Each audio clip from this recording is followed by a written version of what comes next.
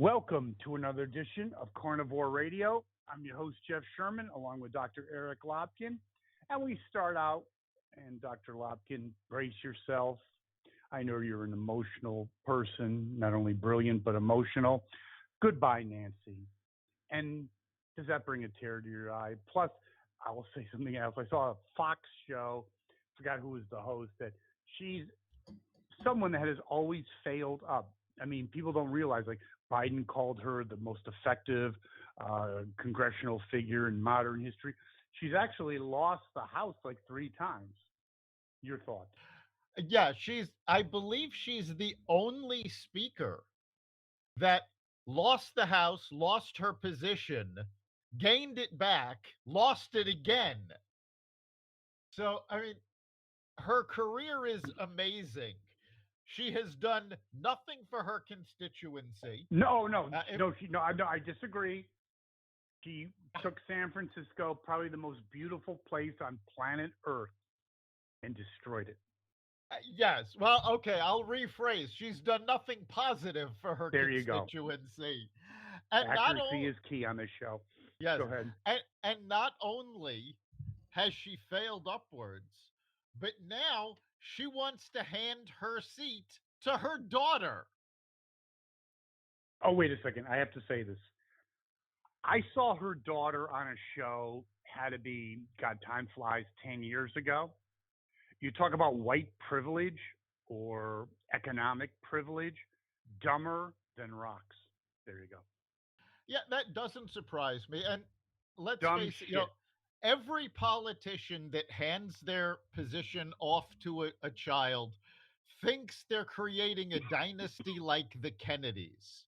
Well, let's take a look at some of the people that positions have been passed down to. You have Rosa DeLauro, who's been absolutely useless. The only reason she's in the position is because it was her father's position. You have Chris Dodd. Remember Chris Dodd? Oh, yeah, he ran for president. Hello, talk about being delusional. Ran for president, never managed to beat the margin of error. You have on the other side of the aisle, although Mitt he did Romney. make one good accomplishment, because I thought she was pretty hot in her day. He fooled around while he was married to a Channel 3 newscaster. Yes. I think that's his best accomplishment. There you go. On the other side of the aisle, you've got Mitt Romney. Not exactly a Mensa candidate. Wait.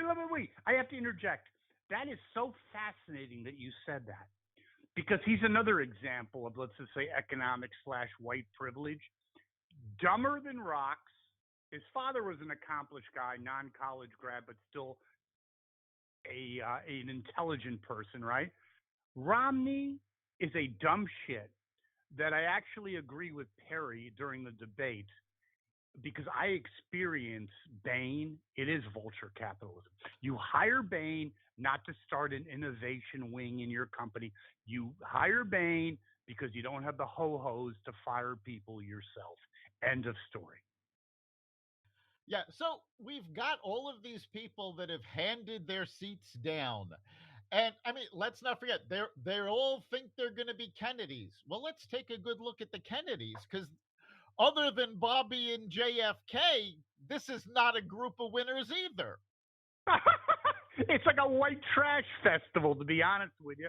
And I love Carolyn Kennedy. You know, all the privilege in the world. Went to, I'm sure, Brown University. She lost her election bid in Massachusetts because she's so frigging stupid. I'm sorry, it's just a fact. She was so dumb that in the debates it was like Forrest Gump. But she's got all the the looks and all the accoutrements, dumber than rocks. And basically, that's what this is. This is trying to pass down a career to children that can't make it in the private sector.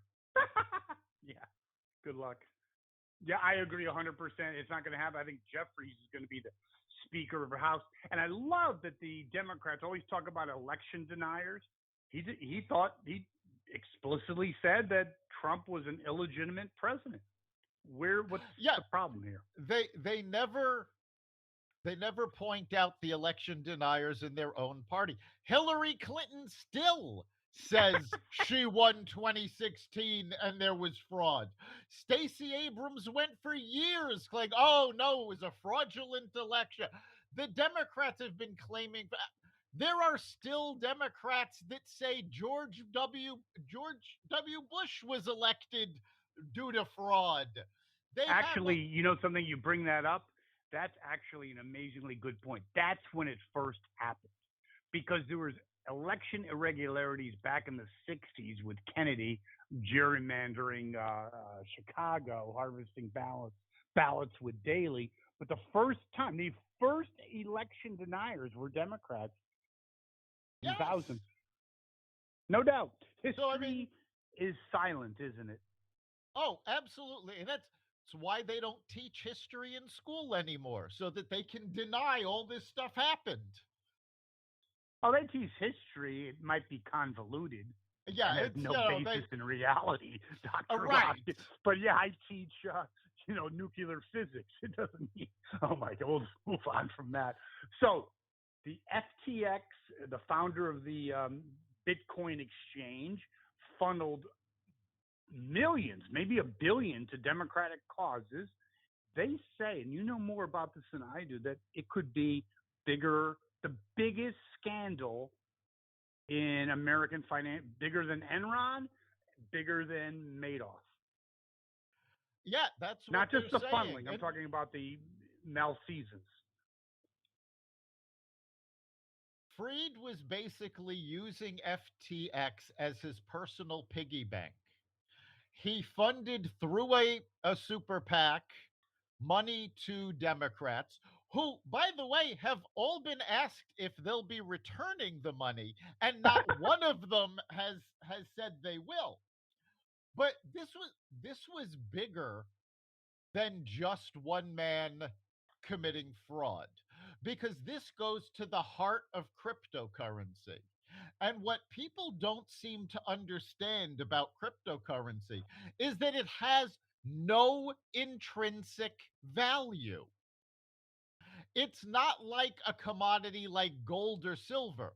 Gold or silver have uses.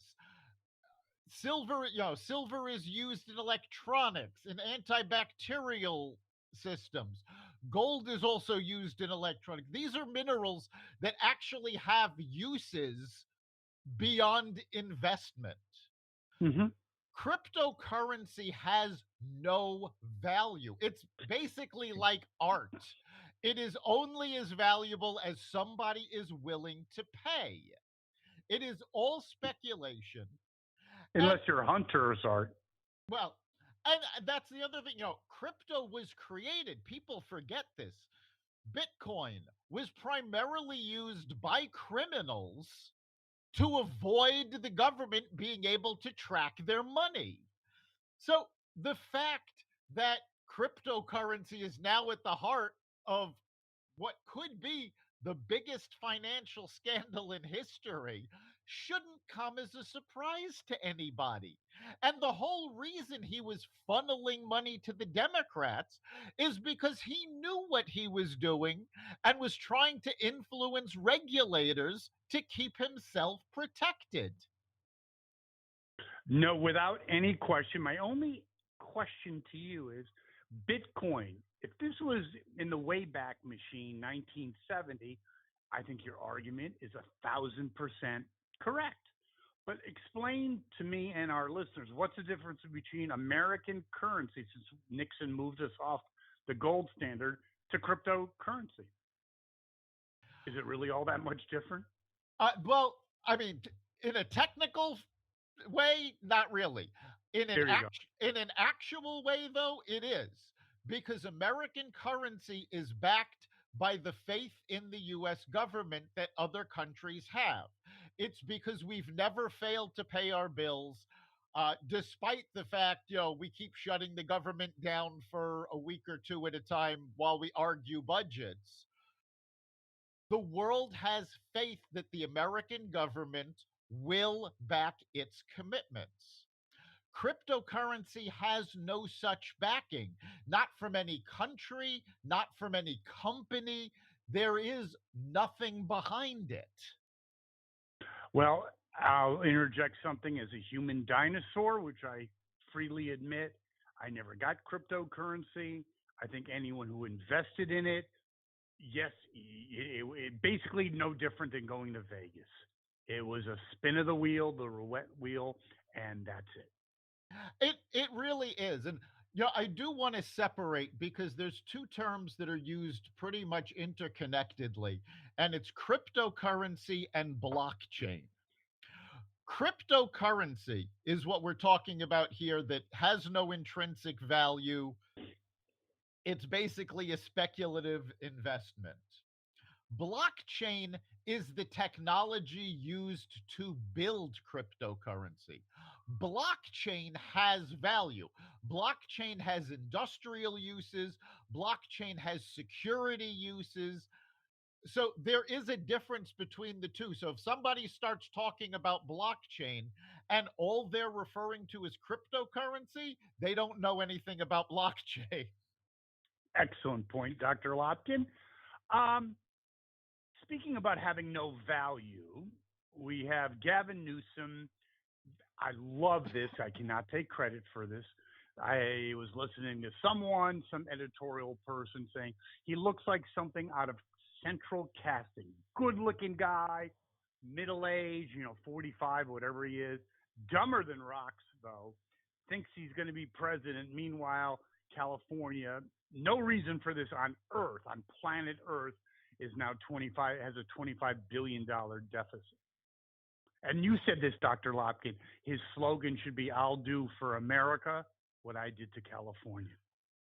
Absolutely. And the fact that they have that deficit now shows how woke policies fail because California had a surplus.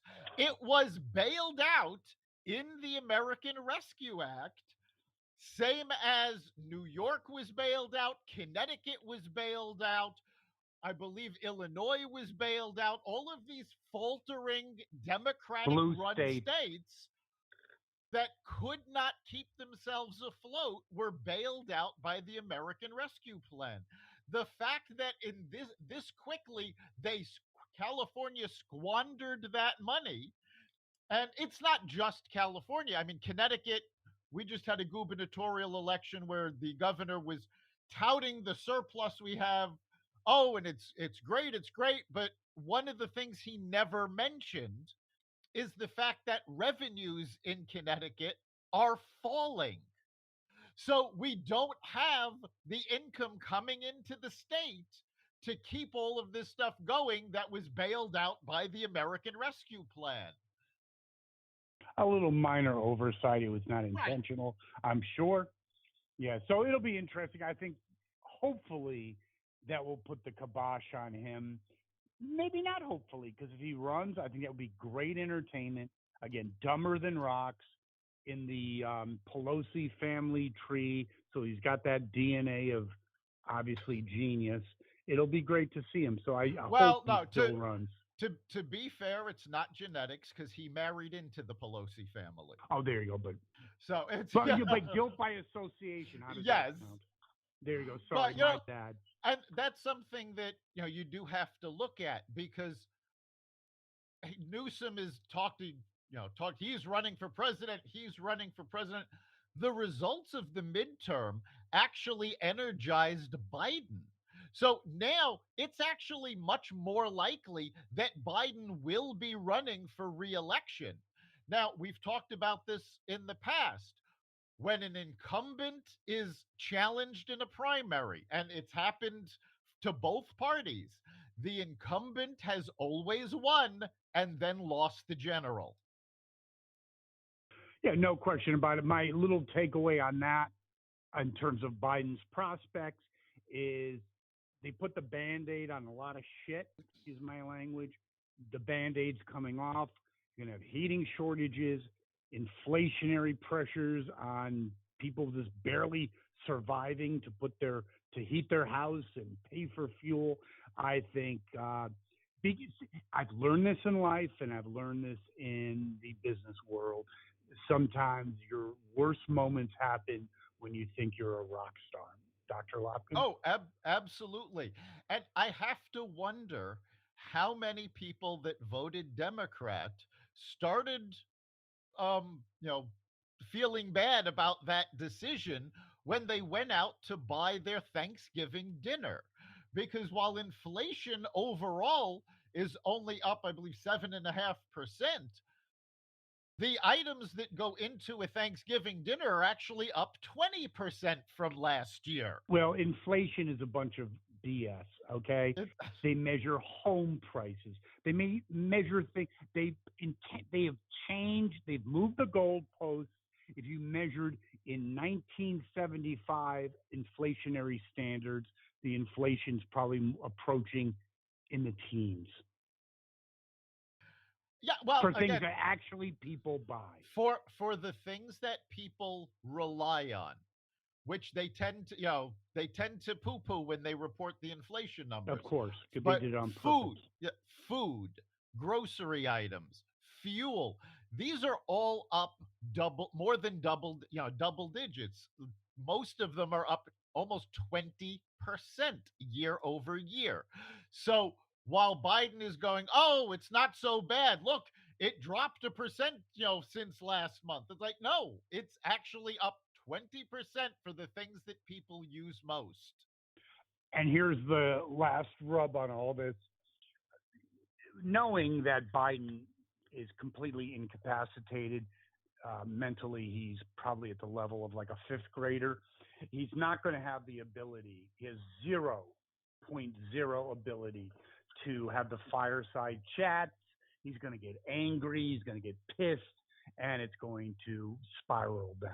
But we will see how this all unfolds. Go ahead. Actually, I'm looking forward to seeing him attempt to campaign when he can't hide in his basement.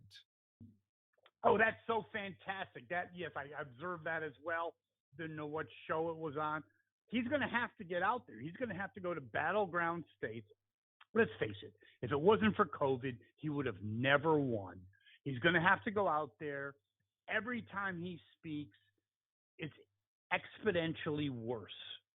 He could be in Philadelphia and say it's a great time in San Francisco. Really warm. I can see the Golden Gate Bridge from here. Oh my God.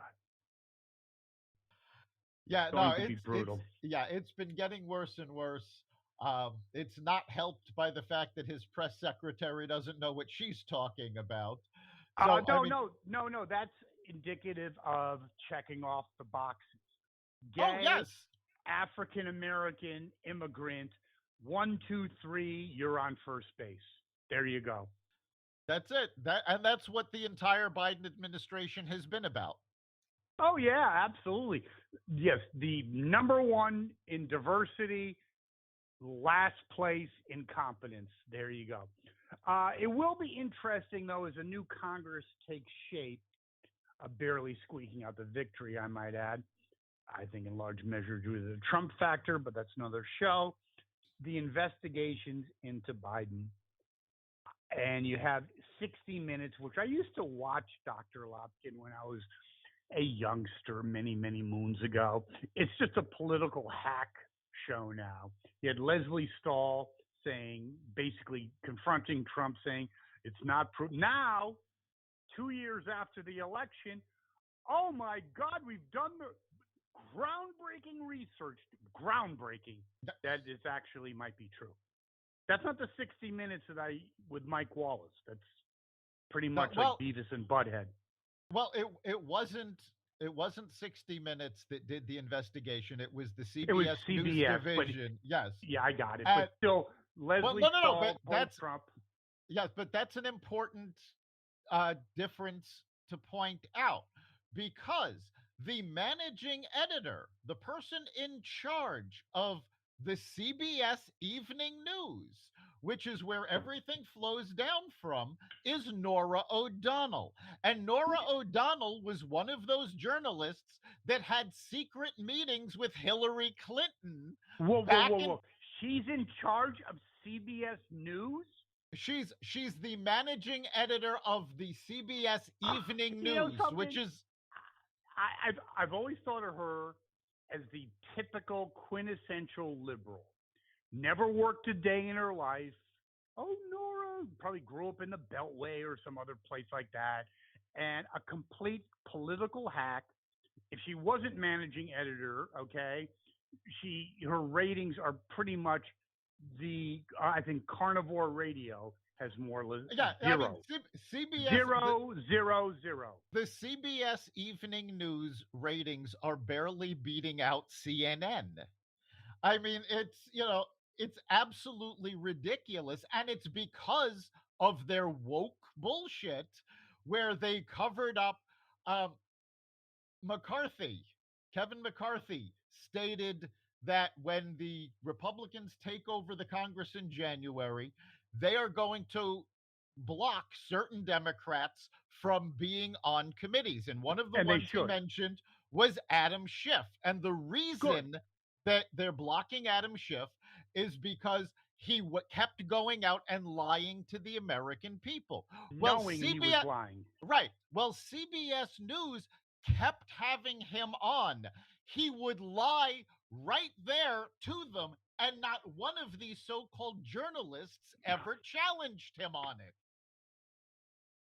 Well, it brings back really the unfortunate story is that it used to be the third rail of government or the fourth rail of government. It's not any of that. They're all political hacks, and they've enabled someone that's mentally deficient to become president. They knew all along. CNN, Seltzer's now at Harvard. I think Harvard's going the way of a community college. Have they pissed away all their relevancy or what? It seems so. I mean, hiring Brian Stelter as a professional, as a professor. We also just heard, yeah. but both Harvard and Yale are now getting rid of the LSATs to judge because it's racist. Students coming into the law school. Now, I should point out, Yale is saying, "Oh, we're not going to use the LSATs; they're biased." There have been quite a number of federal judges who have announced they will not accept clerks from Yale Law School anymore because Yale is not teaching them what they need to learn. What you say is fascinating to me, Dr. Lopkin. I think that's going to be an increasing trend of prestigious universities and colleges who piss everything away because they think they're entitled to their position in life, and people are going to go to other schools, other universities that actually have some type of rigor. I know, because I have my MBA, not that it's a big effing deal, but I had to study for the GMATs. And I'm sorry, it is something. What it is, whatever. But yeah, I had to study, I had to get a certain score to get into the school I got into. That's just a fact of life. It is a certain degree of rigor. Do you agree with that? It is. And you take it away, so you have these idiots going, like our press secretary, and basically, what does that do to the whole prestige of Harvard Law? I think it destroys it. How does that sound? It really does. I mean, the so-called, I mean, we've seen it going on at UC Berkeley, where they said, well, the California education system isn't turning out good students anymore. We keep having to put them in remedial math and English classes. So you know what? We're going to remove the math and English requirements. Well, guess what? When you get into the real world, you need to do math. You need to be able to keep track of your money. English is important. You need to be able to communicate. Now, social justice is so much more important. They'll come out with good little citizens who know absolutely nothing about nothing. And China and our other adversaries will laugh all the way to the bank. Well, again, suicide of a superpower. I saw a clip yesterday. I don't remember what show it was for. It was for one of the news shows. And of course, they cherry picked this clip because it was hysterical. but they sent somebody out, man on the street interviews, asking people, where did the pilgrims land when they arrived at the New World? And one of the people said Fort Lauderdale. And I Of think, course, because it was really? spring break. It was spring Of course. break, Dr. Really? Lobster. You don't know that the pilgrims landed at Plymouth Rock? I mean, this was, That's not important because they were I mean, racist. They were racist anyway. For God's sakes, we need to start rerunning Schoolhouse Rock during prime time so people will learn something. It'd probably be actually the way we're dummied down. You'd probably have that first year college. There you go. Yeah. January 6th hearing. I think that fell like a lead balloon. They did everything they could to resurrect, put the patient on life support. I believe if you're an MSNBC watcher, you probably were glued to it with popcorn and your Chardonnay. Any normal person that actually had a job could give a shit. No, the vast majority of America has, said in polls over and over again that it just wasn't important. But the reason it wasn't important is because they failed to find anything. Liz Cheney herself said, well, if the January 6th committee can find something, it'll be turned over to the Justice Department, and we expect they'll, follow up and bring charges. Now, of course, the Justice Department didn't have anything. January 6th committee gave them no evidence. And now, so Garland can get out of the middle of this, he's appointing a special counsel. This is the ultimate passing the buck, because the January 6th committee found no evidence against Trump. The DOJ found no evidence against Trump. So now let's give it to a special counsel, and then he'll look at it for the next 2 years, release a report that nobody will read that says, we didn't find anything. And of 100% course, agreed. And then, of even course, though Adam Schiff will go on television saying, we've proved that he tried to commit insurrection. Yeah, no, there's no question. Although the special prosecutor isn't exactly a neutral observer, but surprise, surprise, I know that comes as a shock to you.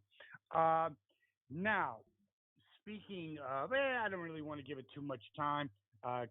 Connecticut Democratic operative was arrested and got a jail sentence for ballot harvesting. Surprise, surprise, correct? Yeah, well, this is the problem with the mail-in ballots. They're not secure. The Democrats have been pushing this because it is easy to harvest them, it is easy to recreate them, and it is easy to commit election fraud with them. Take a look. The fact that there are still congressional races uncalled because they're still counting these ballots is part of the problem, because the longer it takes. Now, remember, I used to be a political consultant. The things I'm talking about, I have seen firsthand. Boxes of absentee ballots mysteriously showing up. Oh, they were accidentally put under a desk. Now that the incumbent is losing, we have to count these. Absentee ballots from opposing districts have been found in dumpsters. This is not, hyperbole. This is not speculation. These are things I have seen firsthand. The only reason to promote absentee ballots, unless you absolutely cannot get to a voting booth, is to commit election fraud. And what kills me is that, this guy was arrested in Connecticut. The state of Connecticut was actually running an ad campaign telling people that the absentee ballots had to be received by 8 p.m. on election day. And they were saying, if you're using a collection box outside of your town hall, it needs to be in that collection box before 8 p.m. on election day. if you can get to a collection box on election day, you can get to the voting machines. It's listen. It is the hijacking of our elections. It's Walensky's theory on rules for radicals, and the Democrats really have no interest in American tradition. They care about power, and they'll do anything, including destroying the integrity of our elections was at the pinnacle of American democracy over the last 30 years is going completely in the shitter. It has. And let's face facts. The elections are essentially run by the parties and by the secretaries of state. Well, the secretaries of state are elected officials. They're part of a party. So why do we expect that they're going to be nonpartisan and uphold fairness rather than No, support Dr. their Lotkin, they're party? doing it for the good of the country. They Oh, of course. suspend all their ideology. And I have a bridge to sell you. Right. It's called the Portland Bridge. Okay, a Connecticut reference. On a more positive note, after screwing around for 30 years with the space shuttle that we already talked about did absolutely nothing, suborbit, looks like we're ramping up sustained moon exploration and possibly settlements or stations, which we should have done 20 years ago. I think that's a good thing. I think that's an amazing thing. Yes. Over the past several days, we've gotten photos from the Artemis capsule. We've gotten data sent back to Earth from the Artemis capsule.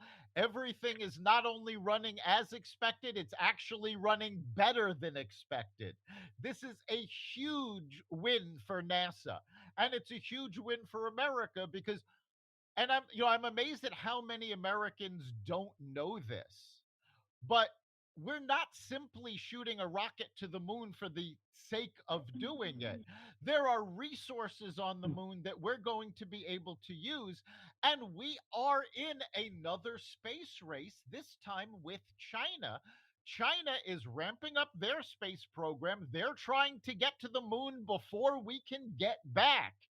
So, yeah, this is actually important, not just for science, which it is, but for national security, because there is also the potentially, who knows, but potentially the imagination of young people. When I was a kid many moons ago, I remember going to science fairs and kids had this whole thing and they took the Pyrex Bowl that was their kind of space station on the moon, or it was a whole exuberance about the potentiality of what could happen. I hope that gets rekindled because we need more people focused on science, interested in science, and hopefully that captures some of the imagination of Americans.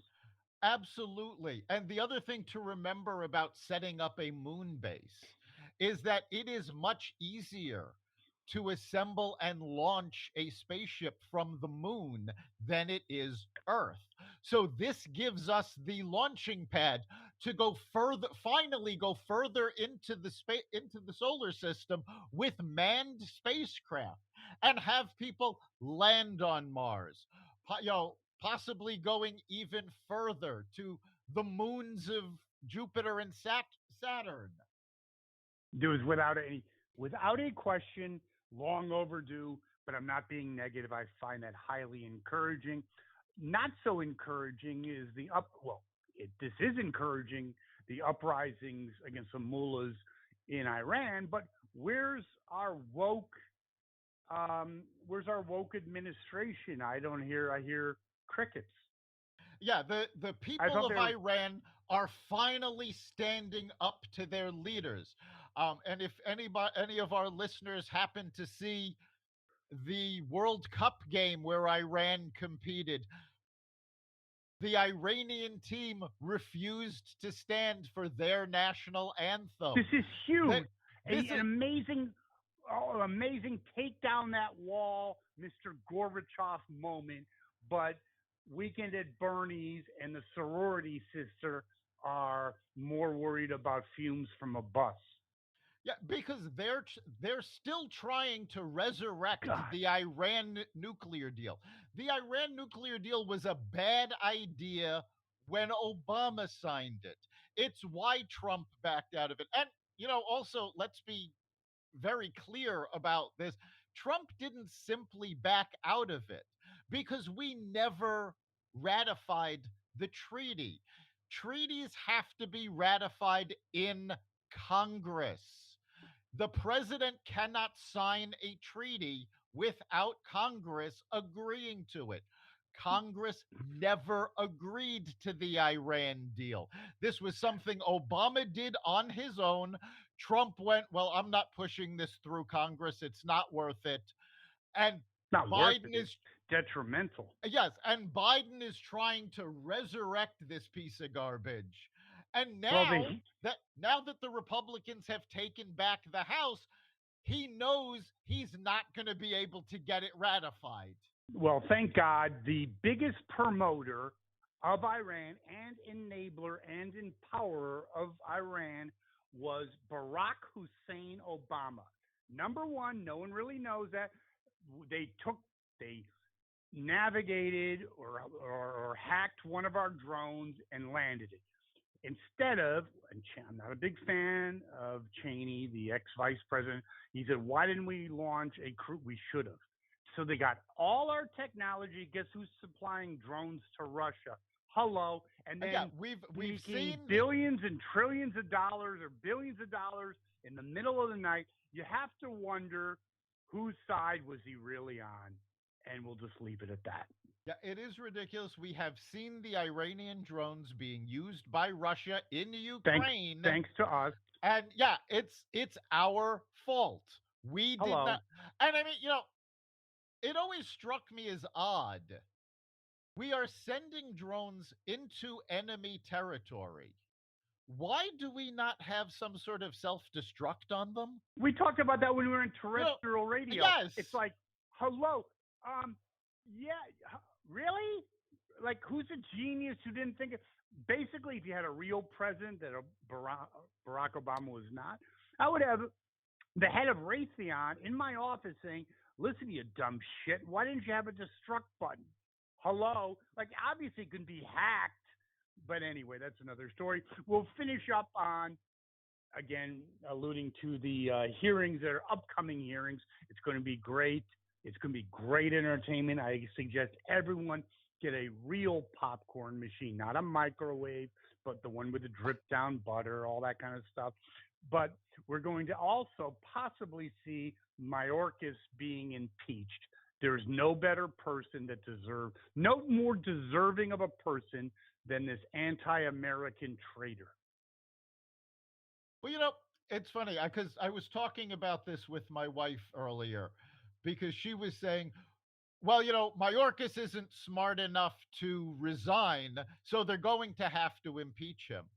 And I have a different take on this because if I was Mayorkas and I had done all of this shit, I wouldn't resign either. I would force the impeachment because during the impeachment investigation, Mayorkas is completely capable to go, these were my directives from the president. This is what I was told I had to do, and lay it at Biden's feet. Agreed. Your wife said that? Because we know this is his policy. No, I said this to her. Okay, because I agree with you. Yes, I was going to give a shout out to her. 100%. But doesn't it go to a bigger picture, Dr. Lopkin? Is that even though the Republicans didn't get the Senate, it looks like they're going to lose Georgia because you have 70 IQ Walker. He's going to definitely lose. Basically, these hearings are going to point to the incompetency of Biden.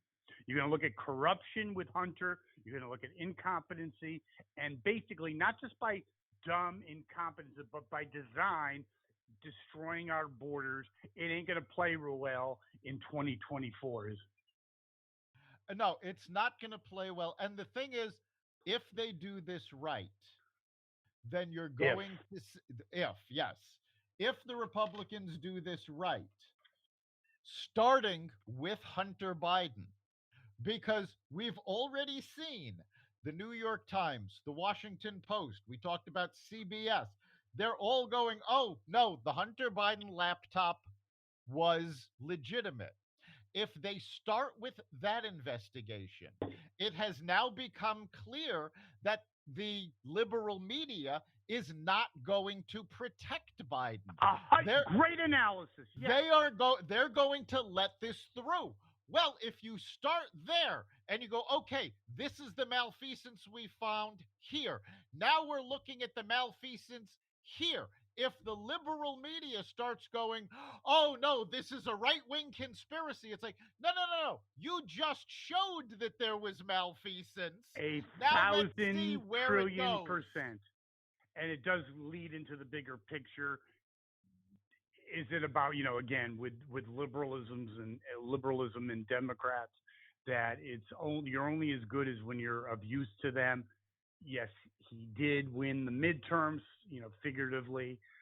Do they still need to get rid of him? So we will see how that goes, but it will be great entertainment. And Dr. Lopkin, happy Thanksgiving. Happy Thanksgiving to you, and happy Thanksgiving to all of our listeners. Very good. And they can tune in next week, and they can also basically put their suggestions in, can't they? Yeah, let us know what you're thinking. Let us know your opinions. You go to xvadio.com/connect. That's exvadio.com/connect.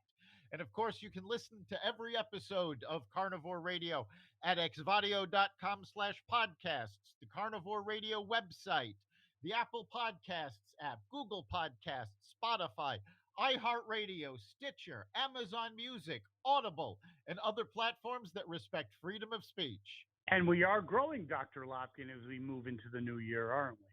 We are, and we're looking forward to the new year, and let's see where it takes us. Thank you, Dr. Lopkin. Happy Thanksgiving. Back at you. We'll see you next time.